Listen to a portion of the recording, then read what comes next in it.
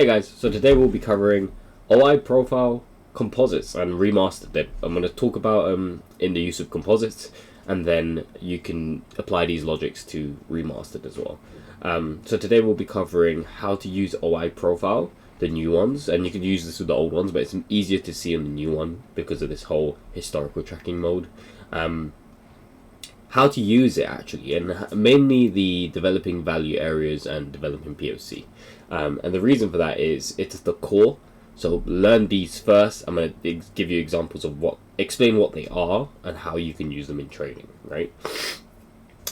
So for you guys to understand this, you have to actually understand what this depok represents, and to understand that, you have to understand what this OI represents. And in the case of this OI, the delta, the net, is looking for the positive OI, right, for this delta high value node calculation. In case anyone wants to see my settings, I'm on the 30 minutes Ethereum, and this is my settings with the tick size and all of my liquidations off for the sake of this video. We can use liquidations for something else, but I'll explain that later.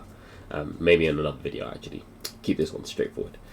So in terms of OI, when you guys are looking at this OI profile, you might be thinking, okay, so what are we looking at? This OI is a OI composite of the range we were recently in, and this OI is therefore representing all of the open positions for this value, and this is historically, so this changes over time. And it's showing for OI, you have to keep in mind that whenever a short's open, the long's open, and whenever there's a long open, on the opposite side, the short's open. And this depok is aiming to show you in this range where the average position has been opened. So average location for all of these positions is roughly around here throughout this whole range. So it's quite good to know, like, not guess. So you know how you can get one of these fib retracements and then draw the range and be like, okay, this is the midpoint. That's a guesstimate of where you're thinking, okay, cool, it logically makes sense because it's the midway point, and that's not too bad. It works. It's not too bad. But with the OI profile, the advantage is you are looking at the categorically the factual place where positions are averagely likely to be open, right? Like, it's not 100% because it's not telling you exactly where everything is, but it will give you an understanding of, logically speaking, if most of the OI net is here, then this is the average position where most of the positions have been open, right? This is the average price that most of the positions have been open.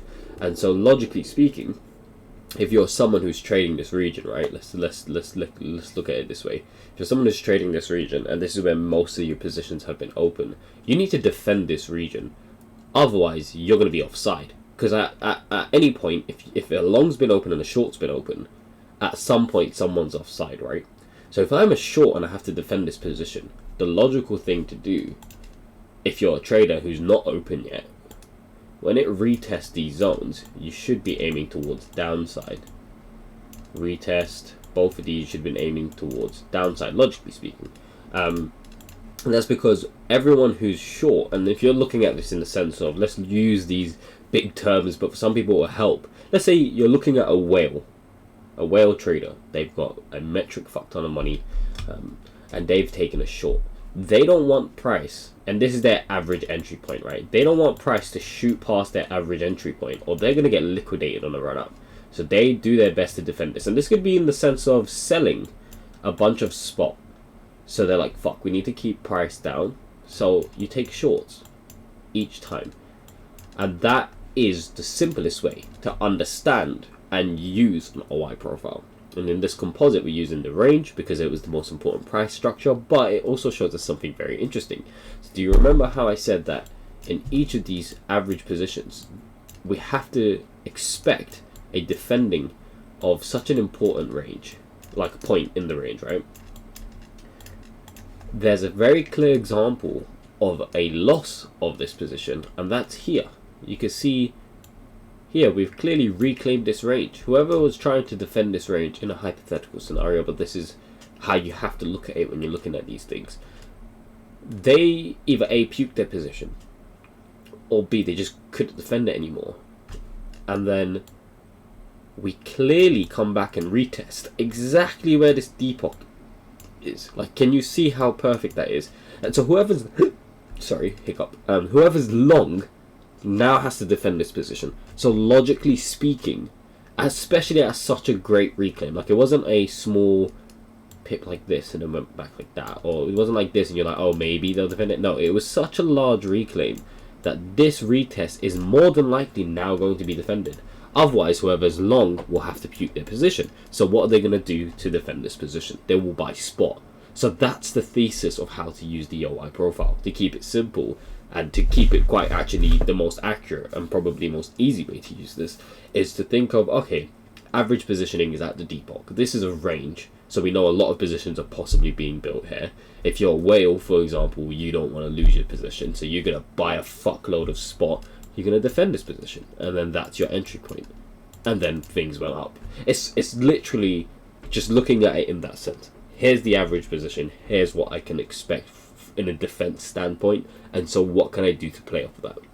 So your entry could be based off a pure price action, or it could be based off a few things. Like you could use trend indicators or momentum indicators or an oscillator that you prefer or something. But it's just extra confidence knowing, okay, logically speaking, here's all the positions. I'm going to defend this. Well, they're going to defend this position. If I see that's likely to be happening, I'm going to take the short. Like that's, or short in this scenario and then long in these scenarios. But that's how you have to look at it. I think the most obvious one that you could have taken was this one. This is like probably the best example of a reclaim and retest. Like it couldn't get more clear. And in these you can see how average position dropped a little bit, and this high is actually a little lower than the previous ones, right? It's fascinating when you can visualize these tools, and that's what OI profile can put this here to do. Okay, so now what's the second tab? Why do I have a second tab open? So the second tab's open to explain a little bit more of an advanced concept. It's going to be harder to explain, but once you wrap your head around it, you'll understand why it's relevant, right? So this was in a range, and this is now encapsulating from the low towards the range, right? So it's encapsulating a longer period of time.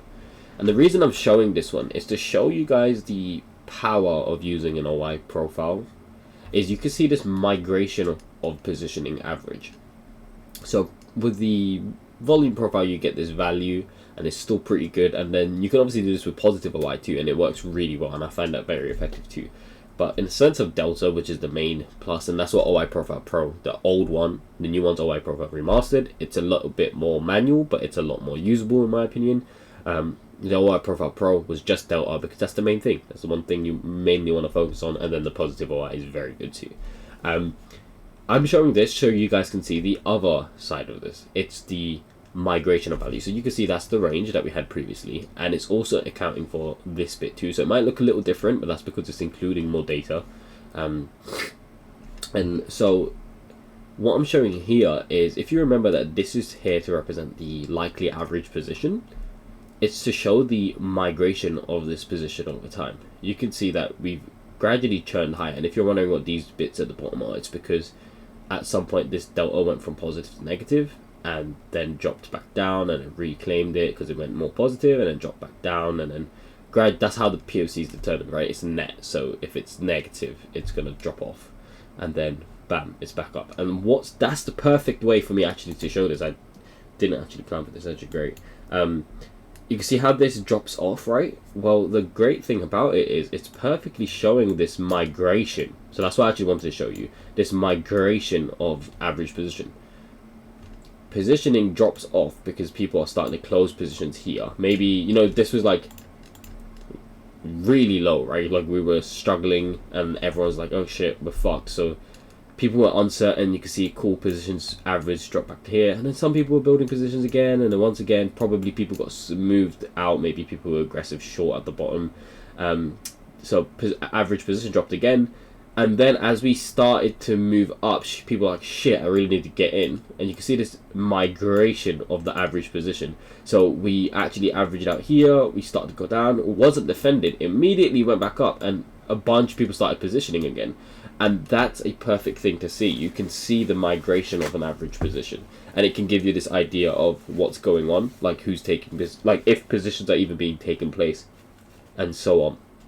So that's quite an interesting thing to look out for, and then you can use that to determine who's like potentially offside. Because once again, if a long's open, a short's open at the same space. So imagine a bunch of people longed here. Well, they now offside, and you can take the opportunistic trade of countering that. You can do that by, for example, when they're outside of value, looking for offside delta and so on and so forth. And you would have expected this to be defended, and it was temporarily defended, but then obviously we came through a really long bear market, so probably the bounce was stronger than people expected.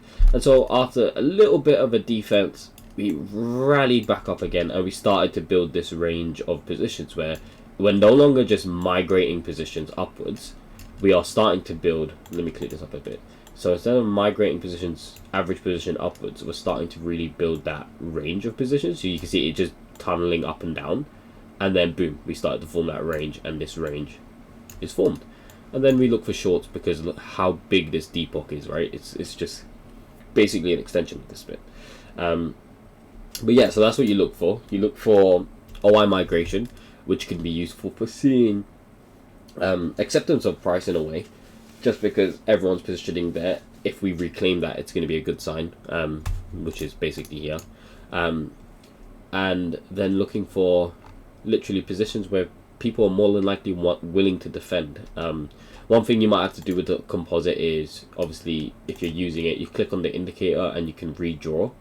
One sec, it's on the pen tool actually. I think I have to be on this tool. Click here, yep. And you can redraw your time. So, yeah, so this is just a Discord. Yeah, don't worry, this will be handled, guys. This is unrelated to the video, but you know, if you want to jump into the Discord, feel free to. You guys can get access to free trials as well as free indicators. We drop free indicators from time to time. But yeah, you might have to redraw your ranges where applicable, and then use that as your entries and exits. I think this is the easiest way to look at it. I actually, in my OI Profile Pro, there's a explanation that has this, like, that says all of this. It's basically saying loss of high value node, you're more than likely going down. Use the retest to take a short. That's literally what the picture is. So it was explaining the picture, but a video I think helps a lot more. So I hope you guys enjoyed it. I hope you found this very useful. I hope you guys understand the general positioning of what's going on, and when to use it. And hopefully soon I can make another video explaining how to use the liquidations a little bit better. But we have something in the works, and I think a lot of these tools are going to start to merge together, and you're going to be like, oh shit, this makes a full system and I can use this. So excited to show you guys that. Anyway, in the meantime, keep practicing, keep learning, and keep taking trades and making that money. Alright, cheers guys, bye.